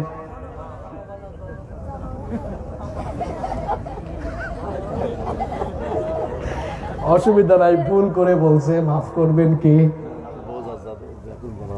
বউ তো যার যার, তাই না? বউ আপনার না জনগণের? বউটা কার? নিজের। বউটা কার? এই কথা কর না কেন, এখানে আবিয়া ইত্যা মনে হয় বেশি, তাই না? আওয়াজ কম এই জন্য। তো বউ কার? নিজের না জনগণের? এখন ফেসবুক কি আপনার একার নাকি আরো মানুষের? তাহলে বলেন, ব্যক্তিগত জিনিসকে পাবলিক সাইটে দিয়ে কি প্রমাণ করলেন? বউকে তো জনগণের সম্পদ বানিয়ে ফেলেছে। লজ্জা হওয়া উচিত আপনার, একটু শরম লাগে না আপনার? আপনার বউয়ের সৌন্দর্য দেখবেন আপনি না মানুষ? নিজে দেখবেন, কোনো অসুবিধা? কারণ হুন্না লিবাসুল লাকুম ওয়া আনতুম লিবাসুল লাহুম। সুবহানাল্লাহ, কি সুন্দর আয়াত। স্বামী স্ত্রীর পোশাক, স্ত্রী স্বামীর পোশাক, দুইজন দুজনে পোশাক। পর্দা করার দরকার আছে না নাই? লজ্জাস্থানের হেফাজতের জন্য 1 নাম্বার পর্দার বিধান মানতে হবে। 2 নাম্বার, জেনার ধারে কাছেও যাওয়া যাবে না। এখন আমাদের চতুর্দিকে জেনার সরঞ্জাম কম না বেশি? এ যুবক ভাইরা সবাই বলেন, জেনার সরঞ্জাম কম না বেশি? জেনা করার জন্য হাতে হাতে এখন সবার উপাদান চলে এসছে। ঘর থেকে বের হলেই ডানে বামে সামনে পেছনে জেনা আর জেনা। জেনাময় এই পরিবেশে নিজেকে পবিত্র রাখতে হবে। নিজেকে পবিত্র না রাখলে ইমানদার হওয়া যাবে না, আর খাঁটি ইমানদার না হলে জান্নাতেও যাওয়া যাবে। আমার যুবক ভাইয়েরা মেয়েদের পেছনে পেছনে হাঁটে, আছে না নাই? এতিমের মতো মেয়েদের পেছনে পেছনে দৌড়ান কেন? কোন নবী কি মেয়েদের পেছনে দৌড়াইছে নাকি? বরং দেখেন, ইউসুফ নবীর পেছনে মেয়েরা দৌড়েছে, কিন্তু নবী নিজেকে পবিত্র রেখেছেন, তাকে হেফাজত করেছেন কে? ইউসুফ আলাইহিস সালাম, যাকে রব্বুল আলামিন এই দুনিয়ার অর্ধেক সৌন্দর্য দিয়েছেন, যার রূপে মুগ্ধ হয়ে মিশরের সুন্দরী মেয়েরা ফল কাটতে গিয়ে নিজেদের আঙ্গুলগুলো কেটে ফেলে দিয়েছিল। সূরা ইউসুফে এই বর্ণনা আছে না নাই? ইউসুফ আলাইহিস সালাম যেই ঘরে থাকতেন, সেই ঘরের দুষ্ট মহিলা জুলাইখা ইউসুফ আলাইহিস সালামকে দেখে তার রূপে মুগ্ধ হয়ে গিয়ে তাকে নির্জনে কাছে পাওয়ার জন্য ব্যাকুল হয়ে গেল। একদিন সে নির্জনে তার দাসীর মাধ্যমে তার খাস কামরায়, তার বেডরুমে ইউসুফ আলাইহিস সালামকে কৌশল করে নিয়ে আসলো। 7টি দরজা ছিল, সবগুলো দরজায় তালা লাগিয়ে দিল, লক করে দিল। তারপরে ইউসুফ আলাইহিস সালামকে সে যখন কুপ্রস্তাব পেশ করলো, সাইয়েদনা ইউসুফ আলাইহিস সালাম তিনি তখন কেবলমাত্র আল্লাহকে ভয় করে আল্লাহর নাম নিয়ে তালাবদ্ধ দরজার দিকে যখন দৌড় দিলেন, আল্লাহ তাআলা খুশি হয়ে গিয়ে দরজা, সবগুলো দরজা, 7টি দরজার সবগুলো তালা খুলে দিয়ে দরজা তার জন্য খুলে দিলেন। শুধু সুবহানাল্লাহ বললে চলবে না, আমার যুবক ভাইদের চরিত্র সেই রকম গঠন করার দরকার আছে না নাই? ডানে বামে সামনে পিছনে বেগানা অনেক নারী থাকলেও আমার চক্ষু যাবে না। চক্ষু হেফাজত করব কার ভয়ে? আরো জুড়ে বলেন, কার ভয়ে? নিজের লজ্জাস্থানের যদি হেফাজত করতে পারেন, যৌবন বয়সে যদি নিজের চরিত্রটাকে আপনি হেফাজত করতে পারেন, বুখারীর বর্ণনায় নবীজি বলেছেন, মাইয়াদমান লিমা বাইনা লাহইহি ওয়া রিজলাইহি আযমানু লাহুল জান্নাহ।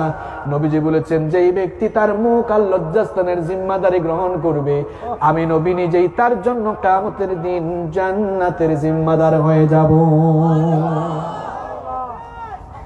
আমার যুবক ভাইয়েরা, নিজের চরিত্রকে এই জন্য গঠন করতে হবে এরকম করে, যার সামর্থ্য আছে বিয়ে করে ফেলতে হবে। আর যার সামর্থ্য নাই, নবীজি বলেছেন কি রাখতে হবে? রোজা রাখতে হবে। তাহলে কামনা বাসনা থেকে বিরত রাখবেন কি? আল্লাহ তাআলা বলছেন, সফল কাম জান্নাতি মুমিন তারা লজ্জাস্থানের হেফাজত করে যারা। তবে 2টা স্থানে লজ্জাস্থান হেফাজতের দরকার নাই, যেভাবে ইচ্ছা সেভাবে যখন তখন গমন করা যাবে। কয় জায়গায়? আরো জুড়ে, আরো জুড়ে। 2 জায়গায়। ইল্লা আলা আজওয়াজিহিম আও মা মালাকাত أيمانهم فإنهم غير ملومين নিজের স্ত্রী আল্লাহ বলেছেন নিসাউকুম হারসুল লাকুম ফাতু হারসাকুম আন্না শি'তুম তোমার স্ত্রী তোমার কাছে চাষাবাদের ক্ষেত্র চাষের জায়গার মতো যখন তখন যেভাবে ইচ্ছা তোমার স্ত্রীর কাছে যে তুমি যেতে পারো কোনো অসুবিধা। 2 নাম্বার হলো মালিকানাভুক্ত দাসী।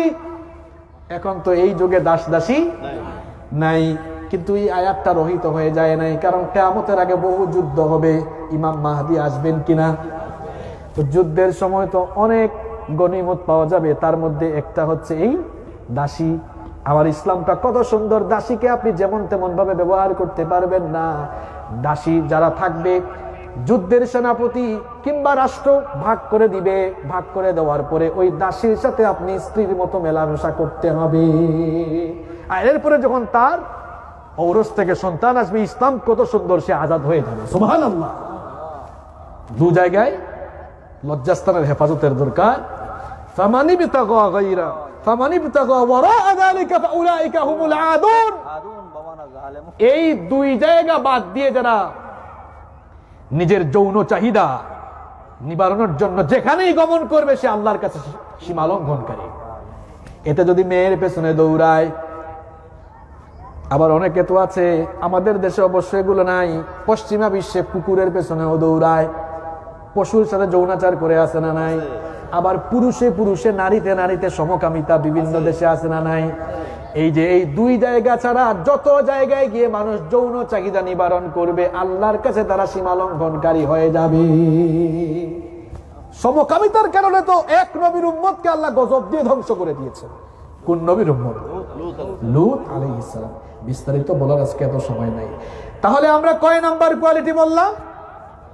4 নাম্বার। কয় নাম্বার? এবার আসেন 5 এবং 6 নাম্বার কোয়ালিটি একই আয়াতে বর্ণনা করা হয়েছে। ওয়াল্লাযীনা হুম লিআমানাতিহিম ওয়া আহদিহিম রাউন। সফল কাম জান্নাতি মুমিন তারা, আমানত আর ওয়াদা রক্ষা করে যারা। আমানতের খেয়ানত 2 জিনিসের আলামত। এবার সবাই জুড়ে বলেন, আমানতের খেয়ানত কয় জিনিসের আলামত? 1 নাম্বার আমানতের খেয়ানত মুনাফিকের আলামত। 2 নাম্বার আমানতের খেয়ানত কিয়ামতের আলামত। নবীজিকে জিজ্ঞেস করা হলো, মাতাসসা, ওগো আল্লাহর নবী, কিয়ামত কখন হবে? নবীজি বললেন, ইদা দুইয়াতিল আমানাতি ফান্তাজিরিস সাআ। যখন চতুর্দিকে আমানতের খেয়ানত শুরু হয়ে যাবে, বুঝবা কিয়ামত আসতে আর বেশি বাকি নাই। সাহাবীরা বললেন, ওয়া কাইফা ইদাআতুহা ইয়া রাসূলুল্লাহ সাল্লাল্লাহু আলাইহি ওয়াসাল্লাম। গো আল্লাহর রাসূল, আমানতের খেয়ানত হয় কেমনে? নবীজি যদি ব্যাখ্যা না দিয়ে যাইতেন, হুজুররা ব্যাখ্যা দিলেই কিন্তু গন্ডগোল লাগতো, এই জন্য ব্যাখ্যা দিয়ে গিয়েছেন মুহাম্মদ সাল্লাল্লাহু। সাহাবীরা বললেন, নবী গো বলে দেন আমানতের খেয়ানত হয় কেমনে? 1500 বছর আগে নবীজি ব্যাখ্যা করে গিয়েছেন, ইদা উসনিদাল আমরু ইলা গায়রি আহলিহি ফান্তাজিরিস সাআ। যখন যোগ্যতার চেয়ারগুলোতে অযোগ্য মানুষ বসানো হবে, তখনই কিয়ামত, তখনই আমানতের খেয়ানত হবে, কিয়ামত চলে আসবে। বক্তা হওয়ার যোগ্যতা নাই, বক্তা হয়ে যাবে। সভাপতি হওয়ার যোগ্যতা নাই, সভাপতি হয়ে যাবে। প্রিন্সিপাল মুহতামিম হওয়ার যোগ্যতা নাই, প্রিন্সিপাল মুহতামিম হয়ে যাবে। এরপরে মেম্বার হওয়ার যোগ্যতা নাই, মেম্বার হয়ে যাবে। চেয়ারম্যান হওয়ার যোগ্যতা নাই, চেয়ারম্যান হয়ে যাবে। মেম্বার হওয়ার যোগ্যতা নাই, সুযোগে কিন্তু পার্লামেন্ট মেম্বার হয়ে যাবে। এই যে যোগ্যতার চেয়ারগুলিতে যখন অযোগ্য মানুষ বসবে, আমানতের খেয়ানত হয়ে কিয়ামত এসে যাবে। এগুলো কি হুজুর বলেছে? আপনার যদি ভালো না লাগে, গিয়ে নবীজিকে বলেন, নবী আপনি এমনি কেন বললেন?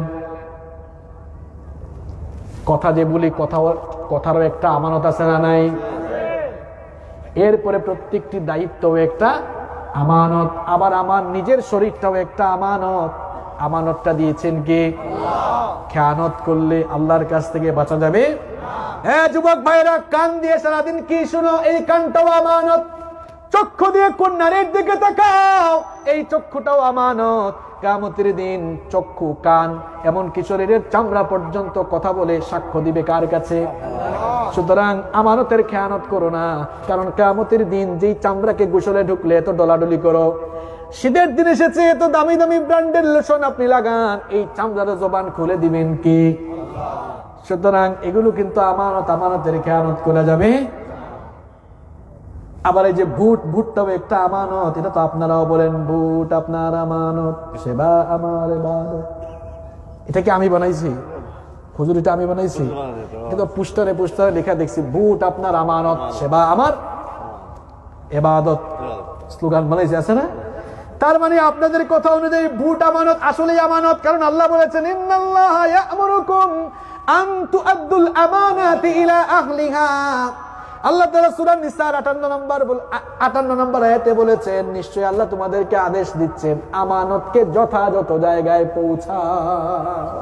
জায়গা মতো পৌঁছাও। এখন আমরা জায়গা মতো পৌঁছাই না বলে দুঃখ দুর্দশা কম না বেশি? আরো জুড়ে। আমার দেশে নির্বাচন যখন আসে, মানুষের দাম গরু ছাগলের চাইতেও আরো কমে যায়। একটা ছাগলের দাম কম হইলেও 5,000 টাকা, এর কমে ছাগল নাই, 5-6 হাজারের কমে। ইলেকশন আসলে মানুষ 500 টাকায় বিক্রি হয়। ঠিক তো বললেন, তলে তলে কাম তো আপনারাই ঘটান। আমার বাড়ি তো সিলেটে, এক জায়গায় গিয়ে শুনলাম এক চেয়ারম্যান 4 কোটি টাকা খরচ করছে। কয় কোটি? 4 কোটি। আমি শুনছি চেয়ারম্যানের 5 বছরের বেতন মিলাইলেও কয়েক লাখ টাকা হবে না, তো 4 কোটি টাকা খরচ করছে কেন? কি কারণে? কারণে 5 বছর যতদিন থাকবে মানুষের জন্য কাজ করবে না, জনগণের সম্পদ, রাষ্ট্রের সম্পদ নিজের মনে করে নিজের গুদামের ভেতরে ঢুকাবে। এই জন্য কোরআনওয়ালা ইসলামওয়ালা মানুষগুলোকে নেতা বানানোর দরকার আছে না নাই? আসমান জমিনে বরকতের দরজা খুলে দিবেন কি? কথা তো বহু ছিল, সময় নাই, আর বলা যাবে না। ওয়াহদিহিম রাউন, ইমানদার মোমেন, জান্নাতি সফল মোমেন তারা, ওয়াদা করলে ওয়াদা পালন করে। এখন আমাদের মধ্যে ওয়াদার খেলাফ আছে না নাই? এখন কিন্তু নির্বাচনের সময় ওয়াদা আর ওয়াদা হবে, এইটা করে ফেলবো, ওই রাস্তা করে দিব, এইটা করে দিব, ওয়াদা করলাম, এরপরে 5 বছর কিছুই হয়। এখন বলবেন হুজুর আমরা কিটা বলবো না? হ্যাঁ বলবেন, ভাষা চেঞ্জ করেন, মুখের ভাষা চেঞ্জ করেন। বলেন আপনারা যদি আমাকে আপনাদের খাদেম বানান, শাসক না, আপনাদের খাদেম যদি বানান, আমি আমার সবটুকু উজাড় করে দিব আপনাদের জন্য। যত সমস্যা আছে সব সমস্যা সমাধানে আমার সর্বোচ্চটুকু আমি বিলিয়ে দিব। কথাটা সুন্দর না অসুন্দর? এরকম বলতে পারেন, কোনো অসুবিধা? ওয়াদা করে যদি পালন করতে না পারেন গুনাহ আছে না নাই? ওয়াদা পালন করা কিসের, ওয়াদা খেলাফ করা কিসের আলামত? আরো জোরে। শুধু এই জায়গায় ওয়াদা না, আরো কত জায়গায় ওয়াদা আছে, 5,000 টাকা দেন আগামী জুমায় দিব, এরপরে আর জুমার দিনটা আসে নাই, আসতে আসছে। এই রাস্তায় দেখলে আপনাদেরকে দিয়ে কি উদাহরণ দিব, আমি আমাকে দিয়ে উদাহরণ দিই। আমার কাছ থেকে কিছু মানুষ টাকা নিয়েছে, বলছে দিয়ে দিব আগামী জুমায়। জুমার আর দেখা নাই, তারও আজ পর্যন্ত দেখা। আপনি দিতে পারেন না, কি হয়েছে? এসে বলেন ভাই দিতে পারি না, আরো কিছু টাইম দেন, অসুবিধা আছে? কিন্তু ওয়াদা খেলাফ করে মুনাফিক হওয়া যাবে? তাহলে মুমিনের 6 নম্বর কোয়ালিটি হলো সে ওয়াদা করলে ওয়াদা পালন করবে, রক্ষা করবে। 7 নম্বর কোয়ালিটি হলো ওয়াল্লাযীনা হুম আলা সালাওয়াতিহিম ইউহাফিজুন, যারা তাদের নামাজের হেফাজত করবে। আজান হলেই যারা মসজিদে দৌড় দিবে, আজান হলেই যারা সমস্ত কাজ বন্ধ করে তারপরে নামাজে যাবে। দেখেন আল্লাহ তাআলা এখানে মুমিনদের কোয়ালিটি, মুমিনদের গুণাবলী বর্ণনা করতে গিয়ে শুরু করেছেন কি দিয়ে? কথা বলেন, কি দিয়ে? নামাজ দিয়ে। শেষ করলেন কি দিয়ে? তার মানে নামাজ ছাড়া সফল হওয়ার কোনো সুযোগ নাই। আমরা তাহলে আজ থেকে নামাজ ছাড়বো না, নামাজ ধরবো। সবাই নামাজ পড়বেন তো? কারা কারা আজ থেকে আর নামাজ মৃত্যুর আগ পর্যন্ত ছাড়বেন না? হাত তুলেন। মাশাআল্লাহ, পড়বেন তো সবাই? হাত নামান, আল্লাহ কবুল করেন। তাহলে এই সূরার মধ্যে মুমিনের গুণাবলী বলা হয়েছে কয়টা? আজকে ওয়াজের বিষয়ে মুমিনের গুণাবলী কয়টা গুণ বলছি? আরো জোরে বলেন। 7টা। 1 নাম্বার বলেছি নামাজের খুশু, 1 নাম্বার নামাজে খুশু। 2 নাম্বার কি বলেছি? অনর্থক কথা থেকে বিরত থাকা। 3 নাম্বার নিজের জীবনকে পরিশুদ্ধ করা, গুনাহ থেকে বেঁচে চলা। 4 নাম্বার লজ্জাস্থানের হেফাজত, 5 নাম্বার আমানতের খেয়ানত না করা, 6 নাম্বার ওয়াদা পালন করে চলা, 7 নাম্বার 5 ওয়াক্ত নামাজকে যথাযথভাবে হেফাজত। এই 7টি গুণ যদি আমরা সবাই আজকে থেকে অর্জন করা শুরু করে দেই, তাহলে এখানে ওয়াজের বিষয় বলা হয়েছে, ফলাফল কি হবে? এবার ফলাফল ঘোষণা করে ওয়াজ শেষ করা হবে। ফলাফল হচ্ছে উলাইকা হুমুল ওয়ারিসুনাল্লাযীনা ইয়ারিসুনাল ফিরদাউসা হুম ফিহা খালিদুন। এবার ওয়াজের শেষে ফলাফল ঘোষণা করা হচ্ছে। ফলাফল ঘোষণা করছে মোল্লা না আল্লাহ? কথা বলেন। আল্লাহ তাআলা ফলাফল ঘোষণা করছেন। এই গুণ, এই কোয়ালিটি গুলো যারা অর্জন করবে, বাবা মারা যাওয়ার পরে বাবার সন্তানগুলো যেমন বাবার সম্পদের ওয়ারিশ অটোমেটিক্যালি হয়ে যায়, এই 7টি গুণ যারা অর্জন করে মরার পরে তারাও ঠিক তেমনি ভাবে আল্লাহর জান্নাতুল ফেরদাউসের ওয়ারিশ হয়ে যায়। আমরা সবাই জান্নাত চাই কি চাই না? এই 7টা গুণ আমরা অর্জন করতে পারবো কিনা? আল্লাহ তৌফিক দান করেন। মাহফিল কমিটির বক্তব্য থাকলে আমরা শুনবো, না থাকলে সরাসরি মোনাজাতে চলে যাবো। আসলে তো হইতো নাই, 12টা হয়ে গেছে। কিন্তু কোনো বক্তব্য আছে আপনাদের মাহফিল কমিটির? এতক্ষণ তো কুরআনের গান শুনাইছে, আর কিসের গান? আচ্ছা ঠিক আছে, আপনি বউকা মানে বসেন। আপনি মাঝে মাঝে সিলেটিও হওয়ার দরকার আছে না নাই?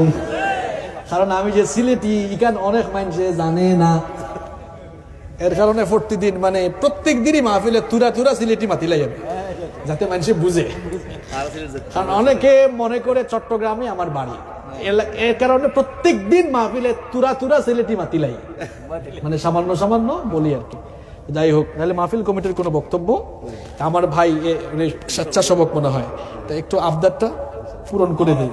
আপনারও আবদার তো, সবার আবদার। ওকে, অসুবিধা নেই। তাহলে আমরা আজকে যে আলোচনাগুলো শুনলাম, এগুলো আমরা আমল করতে পারবো তো ইনশাল্লাহ? সবাই পারবো তো ইনশাল্লাহ?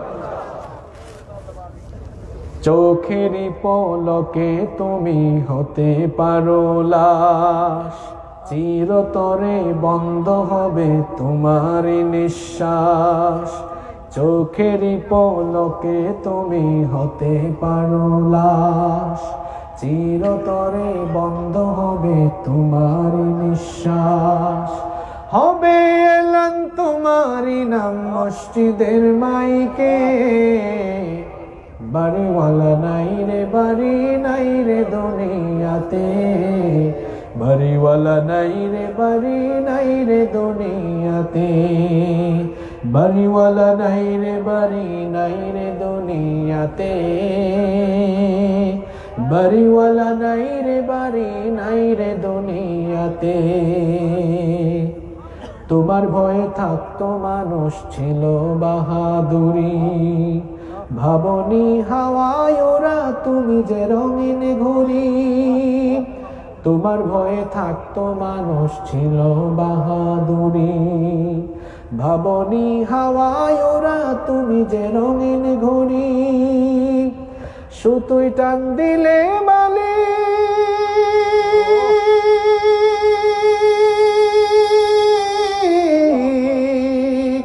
সুতোয় টান দিলে মালিক পারবে না থাকিতে,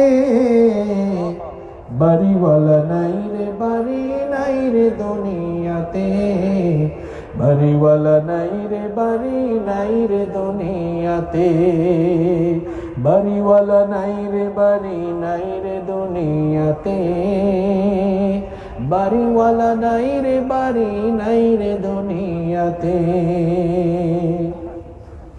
বাড়ি গাড়ি মিল ফ্যাক্টরি টাকার পাহাড়, বিলাসিতায় কেটেছে জনম কত অহংকার। বাড়ি গাড়ি মিল ফ্যাক্টরি টাকার পাহাড়, বিলাসিতায় কেটেছে জনম কত অহংকার। দামি কাপড় ছেড়ে হবে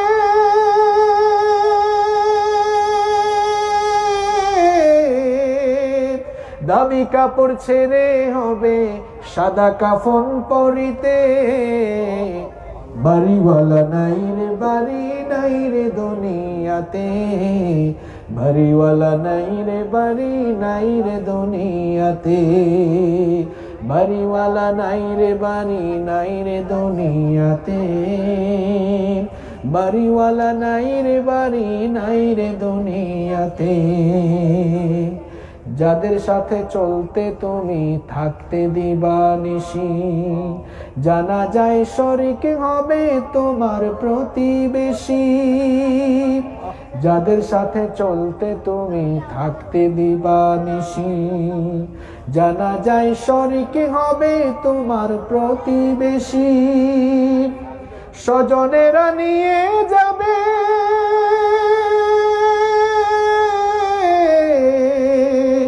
স্বজনেরা নিয়ে যাবে তোমাকে পালকিতে,